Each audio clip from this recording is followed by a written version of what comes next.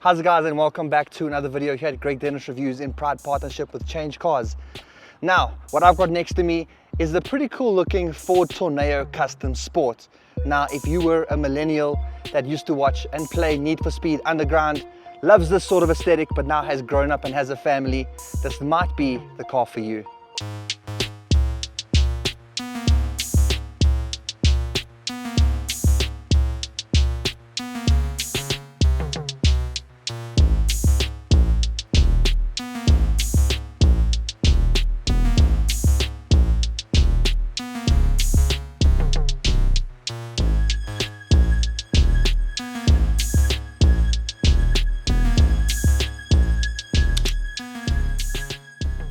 When they called this the Sport, they definitely meant it, because I don't think I've ever seen a people mover or a van look this good. Well, I think that it looks pretty good. You've got these really cool black and blue racing stripes all the way down the bottom. You've got the sporty bumper. You've got these inlets on the side here. Are they real? They are actually real. So you've got these sporty inlets on the side here, big massive grille up front, also additional sporty elements to the bottom of the bumper over here. This thing definitely looks like it came from Need for Speed Underground, but it doesn't stop there because it carries through down the side of the car as well. So right here, you're also going to have these really nice looking multicolor, well, bicolor wheels as well. So these have got like a matte black color to them. I think that they look really good. I'm pretty happy with these. They kind of match the aesthetic of the car. More decals and additional side skirts down the side of the car over here. And here at the back, the sportiness continues because you've even got a wing right here at the top. Lots of sporty elements, LED rear tail lights. You've still got the racing stripes that go down the center of the car. And again, a very sporty bumper with a little bit of a diffuser. This thing looks really cool, but head down to the comments. Tell me, do you think that it's too much, or is it really cool and stands out as a van from Ford? And then taking a look at the inside of the Ford Tourneo Custom, starting up front, because we'll get to the back there, which is this car's showpiece in my opinion. But up front here, you're going to find a pretty cool and easy laid out interior. You've got a nice steering wheel. It is leather wrapped. You've got a digital driver's display. You've got a nice infotainment here. I think it's about a 13-inch with also integrated Apple CarPlay, Android Auto. All of your car settings and everything will happen through here. But what I do like about this is that while you've got Apple CarPlay, you can still access some of the car settings at the same time. So down here at the bottom, you've got your digital climate control. Unfortunately, there's nothing separated here with buttons and dials, but it's okay. But you can still access other things than just the CarPlay, which is always something I like. An easy access home button, which just takes you back to the standard menu that you get in the car.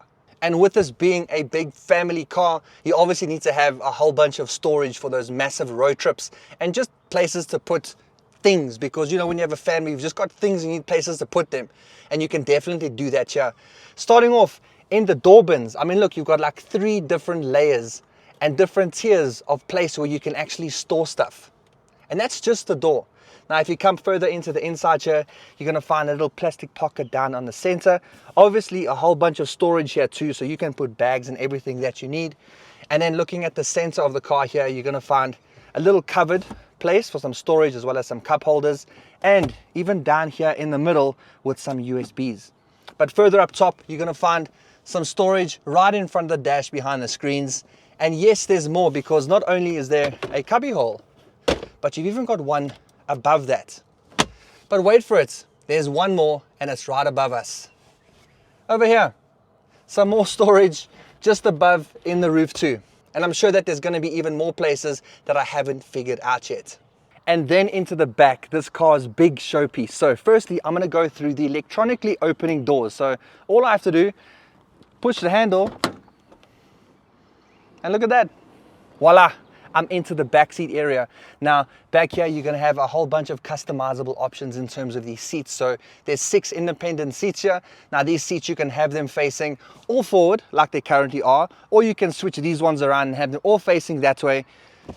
The options are currently limitless for you of how you want to have this in the back. You can even take all the seats out completely. But more than that, there's actually quite a bit of convenience and features for the people in the back here, because normally in the back of cars, you're only going to have like 1 USB point. But here you're going to have 6 USB Type-C points, starting off with the ones over there. And then that's going to match on the other side of the car too. You're going to have another 2 over here. And then there's even going to be down here at the bottom 2 additional USB Type-Cs, making up 6 in total. Now for me, that's really convenient, especially when you have 6 people sitting in the back. Now, something to note about the whole back area of this car is that there aren't actually any windows that you can open. So it does make it a little bit sucky in terms of getting fresh air like people in the front. But fortunately, you do have your own independent climate control that you can go and change the settings for however you want it here in the rear. And then to talk about the seats and the configuration options in a little bit more detail, and it's actually quite easy to operate. So getting into here, there's little handles and things you can move to either move the seats backs up and down. You can also move them backwards. You can move them forwards. However you want these to be in here, it's kind of up to you. But once the seat back is completely down, that's when you have the option to take it out completely. So just like that, you can take the whole seat out, and this is then when you can use that option to flip them around, and then you can have almost like a lounge style for everyone back here. So once you've got them lined up on their rails, the seat is then completely flat. Just got to find the lever. There we go. Wait, I'm a perfectionist. I want them all lined up. Just like that. And then up goes the seat, and you can do that to all 3 on this side. And then everyone's facing each other for a really cool road trip.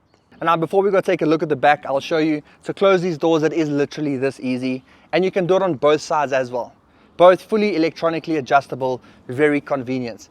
Now here at the back, you're gonna find, this here, that's the boot door. It's massive. And no, it's not electronically adjustable either. I have waited for it a few times because that's just what I'm used to. So you do have to lift up the whole thing just like that, and then you've got access into the back of the car.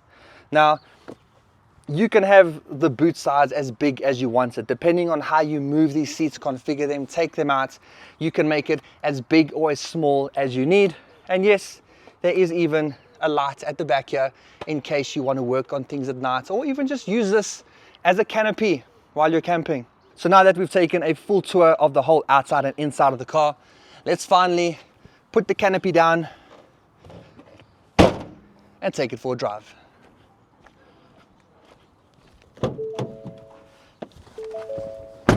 Okay, now behind the wheel of the Ford Tourneo Custom. Now this is powered by a 2-liter turbocharged diesel engine, putting out 125 kilowatts and 390 Newton meters of torque.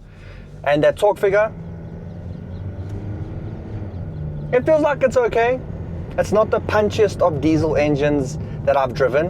And for the size of this car and what I think you're expecting of it and what you're expecting this car to deliver, not that it's a delivery van, but if you get the normal transits, then I think you can.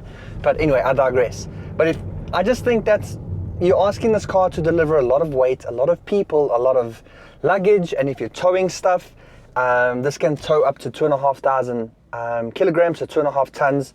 And I feel like that torque number of 390 is just a little bit too low. Now, if you look at it, the likes of its competitors, and I'll immediately just go to the Hyundai Staria, then that's going to have a 2.2 liter turbo diesel, so slightly bigger, but you're going to have, sorry, this menu is distracting me here. But there you're going to have 430 Newton meters of torque. So a significant bump in power from one of its competitors, and it's going to be similarly priced for their top spec version of that. So yeah, a little bit down on power, but off the mark it feels okay. And when you're driving, it's definitely fine, and that power goes through an 8-speed automatic transmission. So overall, a pretty pleasant driving experience. Now, if you're just using this for the daily commute, taking your kids to school, doing grocery shopping, a couple little DIY projects over the weekend, then I think that you aren't going to notice that slight little power, that slight drop in the power number of what they're delivering of this car. So yeah, not too bad overall, but I do feel that it could be a little bit punchier. And then from a fuel consumption point of view, and we know that diesels perform a little bit better compared to petrol when it comes to fuel consumption. Now, Ford claims around 7.4 liters per 100 kilometers when it comes to this car here. And I don't think that that's too bad. I think it's pretty achievable on those long distance drives, especially if you're going on road trips and holidays. Now, I've been achieving in the kind of mid to high 8s. And it's been sitting there quite comfortably with my short commutes to the shops and back, a little bit of highway in between.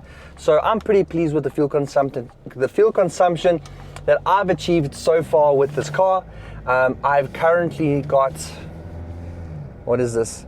Just over half a tank of diesel left, and it's showing me a range of 471 kilometers. So I do feel that with some long distance driving and some pretty good driving with a soft foot on the pedal, you could probably come close to around 1,000 kilometers of range on a full tank of diesel here. But something that's definitely hard to ignore when driving this Ford Tourneo is the driving position.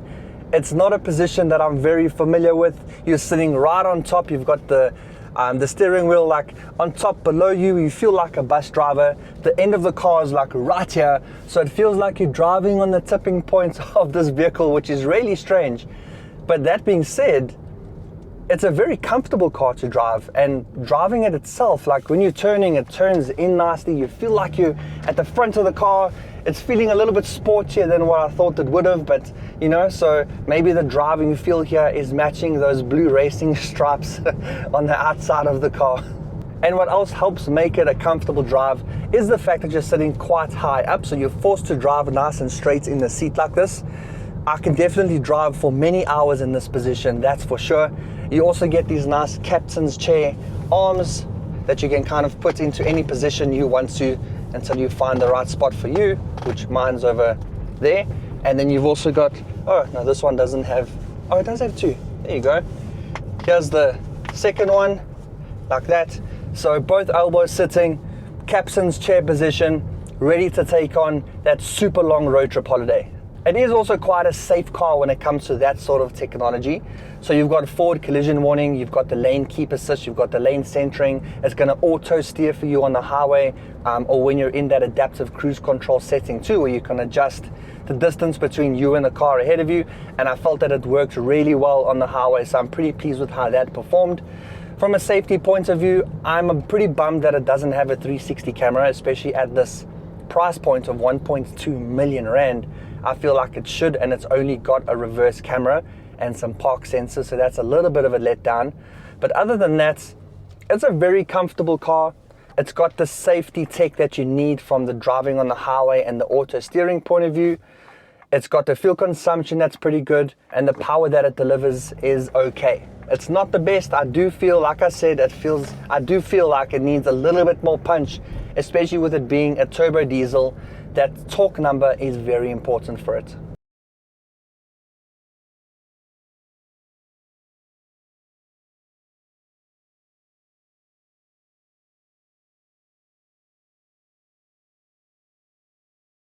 Okay, and then on to the verdict in the form of the GDR test. Should you get it, drive it, or remove it from the list of cars that you're looking at?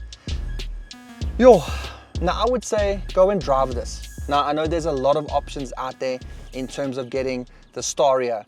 There's also a whole bunch of second-hand options in terms of these sorts of cars, especially for your family.